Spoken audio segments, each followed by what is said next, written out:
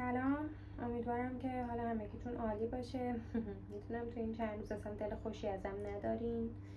کلی قضاوت شدم، کلی فوش خوردم، کلی حرف بهم زدین. اشکال نداره، فدای یه تار موتون، چون به جای من نیستین که بخواین به جای من تصمیم بگیرین، به جای من ببینید چه کاری درست ترین بوده. همه اینا رو میدونم، درکتون میکنم و اصلا واسم مهم نیست حرفایی که دارید میزنید واقعا، چون اگه بخواد واسم مهم باشه باید یه مسیر دیگه رو کلا انتخاب کنم. خیلی اومدین گفتیم برو معذرت خواهی کن، برو چه میدونم به دست و پاشون بیفت، پشیمون شو از کارت، کار خوبی نیست، کار خوبی رو در پیش نگرفتی. من انتخابم رو کردم، می‌دونی چی میگم، دیگه هم دوست ندارم اصلا برگردم. اصلا عمدن همه پلای پشت سرم رو خراب کردم که دیگه بر نگردم. انتخابم همینه. حالا دوست دارید با هم همراه باشید، دوست ندارید میتونید اصلا نداشته باشید منو، دنبال نکنید منو. هی منو تهدید میکنه که من میتونم این کارو کنم، یعنی داره به من میگه که من میتونم این کارو کنم، من میتونم تو شکایت کنم ولی نمیکنم. داره تو استوریاشو، چه میدونم پستاشو، ویدیو یوتیوباشو، اینا همه داره میگه من میتونم تو شکایت کنم ولی نمیکنم. چه شکایتی میخوای بکنی دقیقاً؟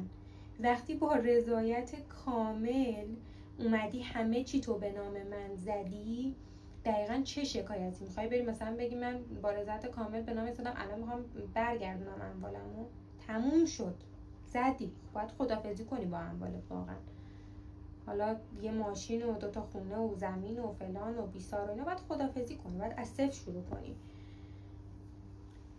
میدونم الان میگید چقدر بدجنسه، چقدر ذاتش بد، محدثه، فلان، بیسار و اینا. واقعا واسم مهم نیست، چون نبودید به جای من زندگی کنید. 20 سال زندگی کردم، با بد و خوبش، با شرایط سختش، با همه چیز زندگی کردم ولی جا نزدم. این چی میگم؟ چون باید رو پای خودم وای میسادم، باید چیزایی که میخواستم به دست می آوردم. به زور یه کاری کردم. دیدید که خودتون ویدیوهای یوتیوبو، یه کاری کردم منو قبول کنن، منو به عنوان دخترشون بپذیرن، به منم محبت کنن، چه میدونم از الان به بعد من دیگه یه خانواده درست حسابی داشته باشم. گریه میکردم، زجه میزدم، کلی حرف میشنیدم، هیچ کس نبود پشت من باشه. همه آروم آروم تازه به فکر این افتادن آره این دخترمونه، این خواهرمه، این نمیدونم چیه، اینو قبول کنیم. این همه رفت آمد کردم، این همه چه میدونم رفتم اومدم، حرف زدم، التماسشون کردم که منو قبول کنن. این همه سختی کشیدم تو زندگیم، حقم بود که این کار رو انجام بدم. منم دوست ندارم بلایی سر بابام بیاد، منم دوست ندارم خار بره تو چشمش، خار بره کف پاش، چی میگن؟ منم دوست ندارم ولی باید به فکر این می بودم که اگه روزی اتفاقی خدایی نکرده برای بابا می افتاد، من چه خاکی باید تو سرم میریختم؟ کی پشت من بود؟ کی از من میخواست حمایت کنه؟ همینجوری که من اولش قبول نمی‌کردن، خیلی راحت منو دوباره مینداختن دور. میدونی چی میگم؟ خیلی راحت منو مثل یه آشغال پرت میکردن بیرون. درسته به محبت میکردن تا الان، منم پذیرفته بودن، ولی دلم راحت نبود. هنوز بعضی موقع اون حس غریبیه رو داشتم، هنوز اینجوری بودم که من هنوز جزو خانواده نیستم، من هنوز عزیز نیستم براشون. اینا رو من فقط درک میکنم چون من تو این شرایط قرار گرفتم.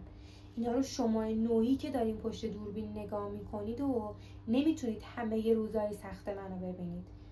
من همیشه سعی میکنم حال خوبم رو بذارم برای شما، من همیشه سعی میکنم اون چیز خوبه رو جلوه بدم. اینقدر نید به من حرف بزنید وقتی جا پای کفش من نذاشتیم. منم یه سری چیزا رو داشتم تحمل میکردم، بازم میگم حقم بود، نوش جونم که کردم. حالا هر چی میخواید بهم بگید، هر چقدر اصلا میخواد ناراحت باشه و راجع من بد بگی و منو بدجنسه بده، اصلا واسم مهم نیست. من وقتی این تصمیم رو گرفتم پی همه چیشو به تنم مالیدم. فکر همه این جاها رو کرده بودم که قرار کلی حرف بیاد پشت سر منو که آره تو هم به داداشت زخم زدی و تو هم نمیدونم با نقشه اومدی جلو. نه، من با نقشه نیومده بودم جلو، من یهو کینه کردم. آره کینه کردم، خودم دارم میگم کینه کردم. من اولش با نقشه نیومدم جلو، ولی الان دارم میگم چون خیلی فشار روم بود، چون هنوز انقدر خیالم راحت نبود که سر کارم رو ول نکرده بودم. هنوزم 2 جا کار میکردم، یعنی هم سر کارم میرفتم، هم حالا یوتیوب و اینستاگرام و اینجور چیزا رو داشتم. دلم راحت نبود، هنوز اون پشتوانه رو حس نکرده بودم. یه جاهایی نمیگم برام کم گذاشتن تو این مدت، نه برام کم نذاشتن، خودم دلم راحت نبود. خودم باز اون ترسه رو داشتم که بازم قراره تنها بشم یه روزی، بازم قراره همه بهم پشت کنن، هیچ که قرار نیست حمایتم کنه. از یه دختر چه انتظاری دارین؟ باید منم درک بشم دیگه. میدونی چی میگم؟ استوری میذاره برای من، پست میذاره، یه جوری برخورد میکنه انگار مثلا چه ضرری زدم. منم یه حقی داشتم دیگه. همتون از طرف بابا حمایت شدین، همتون از موقعی که به دنیا اومدین تا موقعی که بزرگ شدین و بچه دار شدین. حالا مهدی ازدواج نکرده بود، بقیه که بچه دار شده بودن، ازدواج کرده بودن، هنوزم از حمایت بابا برخوردار بودن. هنوزم بابا بهشون چه میدونم کلی محبت و کلی حمایت و اینا. آره حسودیم شد، خودم دارم اعتراف میکنم حسودیم شد اصلا. بعد محدثه چه جوری بزرگ شد، محدثه کجا بزرگ شد، محدثه تو چه شرایطی بزرگ شد، اینا رو که نمیبینین. فقط بلدین فوش بدین آره به مهدی زدن، آره مهدی رو دوباره فلان کردن، بیسار کردن. هیچ کس که این چیزا رو نمیبینه.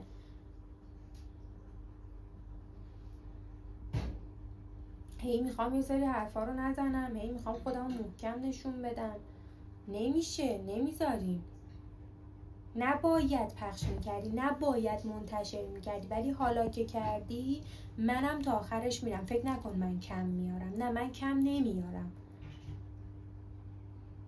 منم تا تهش باهات میچرخم ببینم تا کجا میخوای ادامه بدی.